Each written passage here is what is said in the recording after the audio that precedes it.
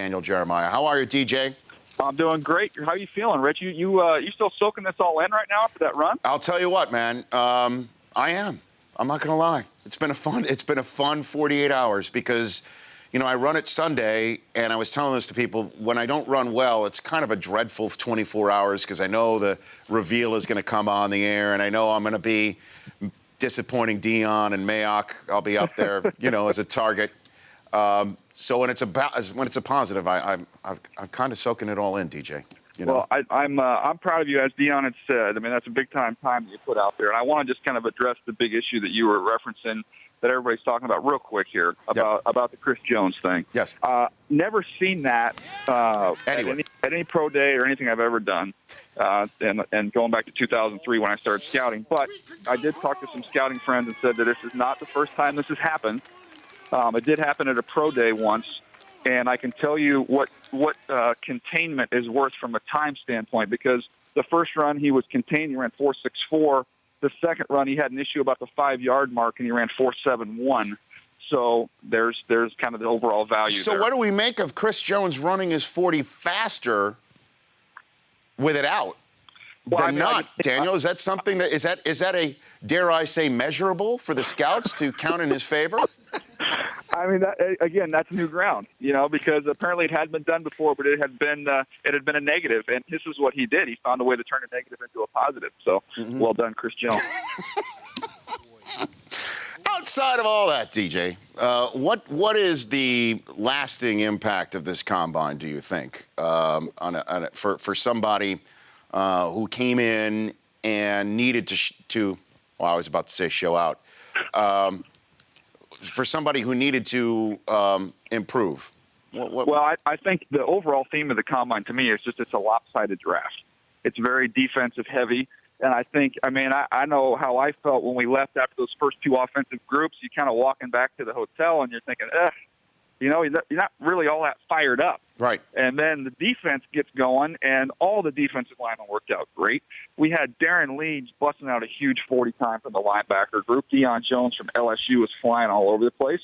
And then the DBs get rolling, and especially that first group was really, really fast, and you have some concerns. Okay, how fast is Eli Apple? He rips off a fast time. How fast is William Jackson from Houston? He rips off a fast time. So defense we knew was going to be strong. I think it's even better than expected. Offensively, we've got a couple good quarterbacks. We've got one running back. We've got, a couple receivers, but nothing like we've seen in the years past. It's all the juices on the defensive side of the ball.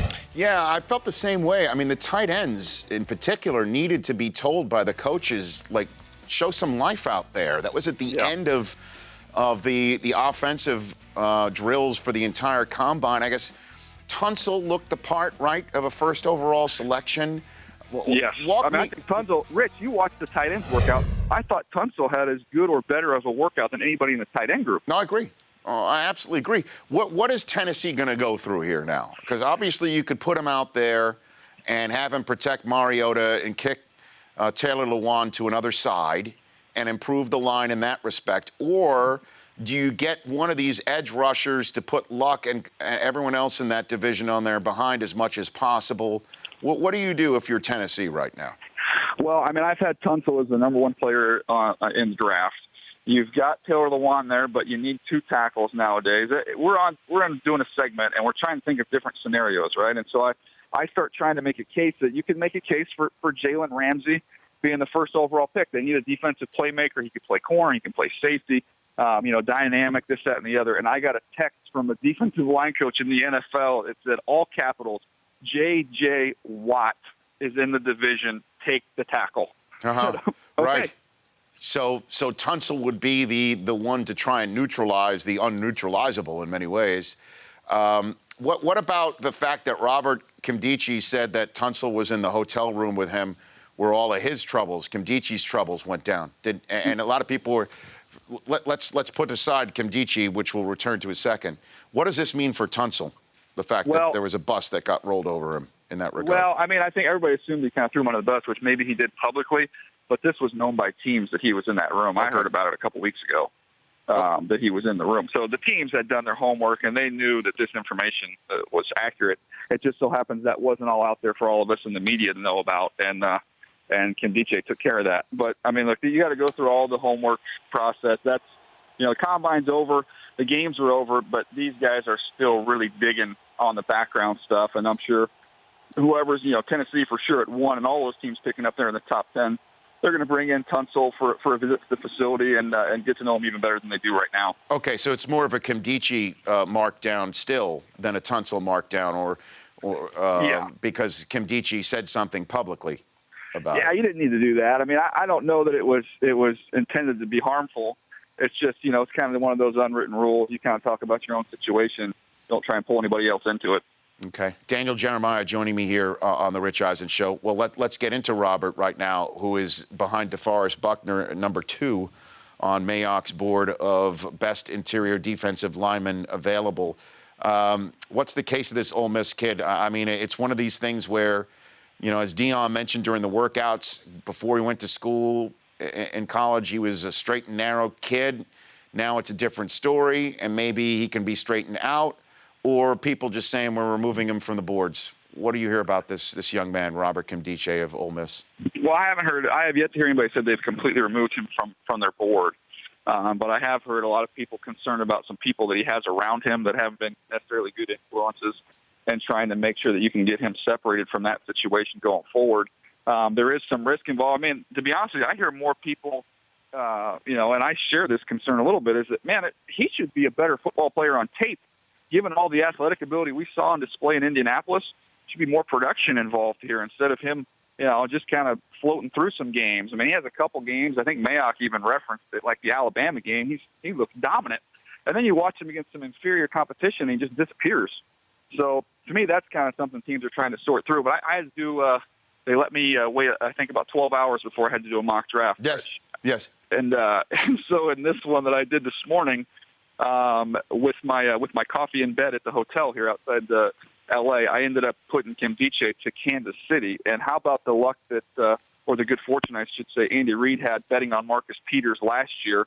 Why not turn around and go for it one more time? Wow, and stick him on a line with Tamba Ali and Houston, and my gosh, that'd be something else to add that's into the the mix. rich getting richer up front. So who do you have Cleveland taking it to? I have taken Wentz. Huh. So you think Wentz is better than Goff, or you think that Hugh Jackson feels that that's a better fit? What's your thought process behind that, DJ? Well, it used to be like nothing ever got out from these teams. And now it's like they just throw out a million smoke screens. So I've had people pull me and say, hey, Goff is their guy. They're taking Goff. And other people say, oh, no, it's Wentz. So I got no clue what they're going to do. But I just look at it and standpoint, okay, we watched them both work out in the field. I like Goff a lot, but I thought Wentz had a superior workout just watching him throw the football. How he's got the size advantage. He's a better athlete. He's played in a pro system.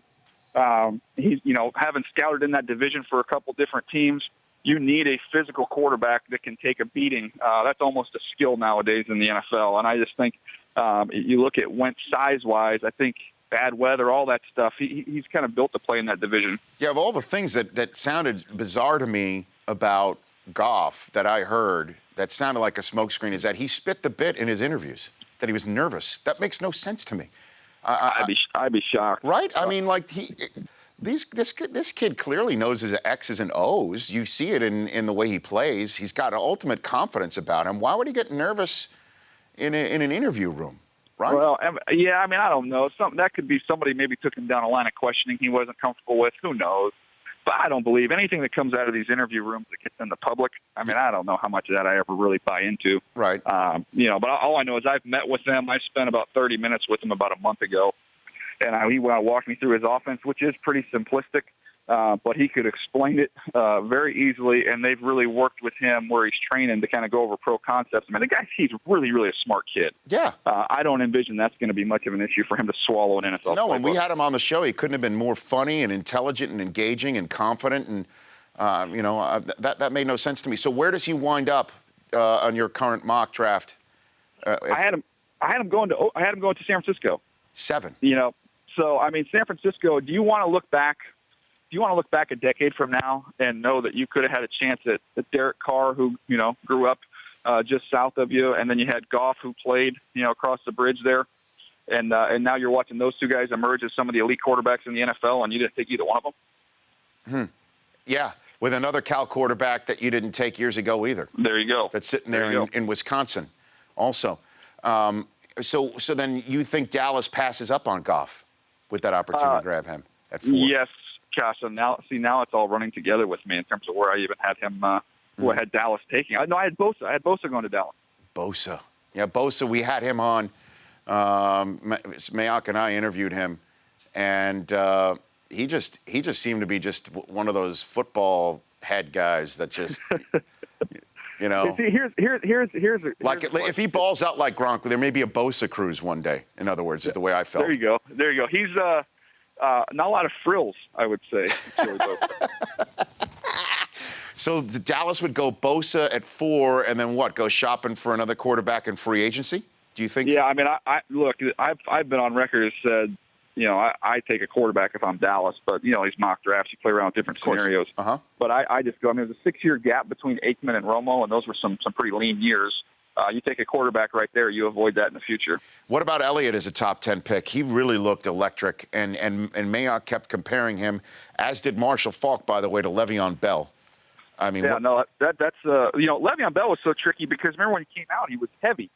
So the player you watched at Michigan State, then he lost like 20 pounds, and he turned into this electric LaShawn McCoy type change of direction back once he got to the league. So it's tough for me to come up with a comp for Elliott. The guy's a darn good football player. I have him as one of my 10 best players in the draft.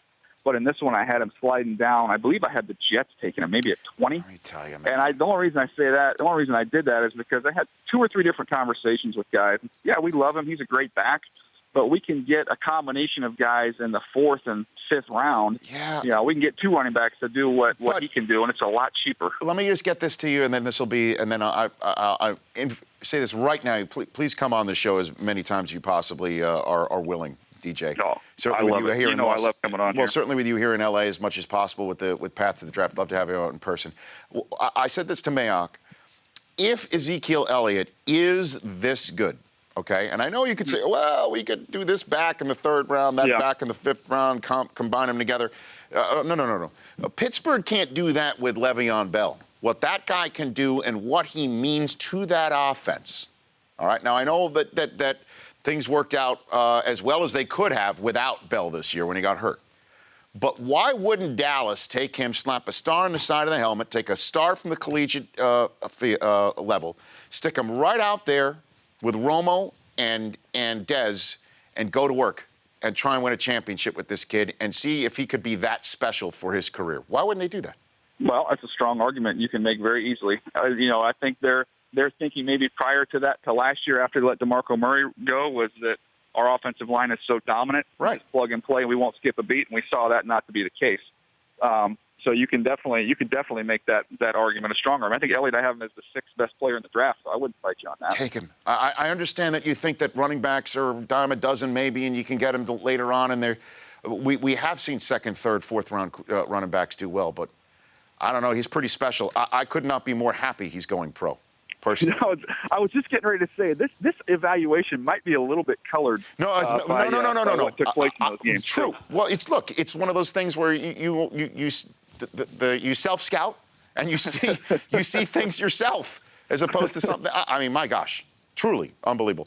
Thank you, DJ. Appreciate you coming on. Come back soon. All right, anytime, Rich. You bet. That's Daniel Jeremiah at Move the Sticks. The Rich Eisen Show, weekdays at noon Eastern. On Audience.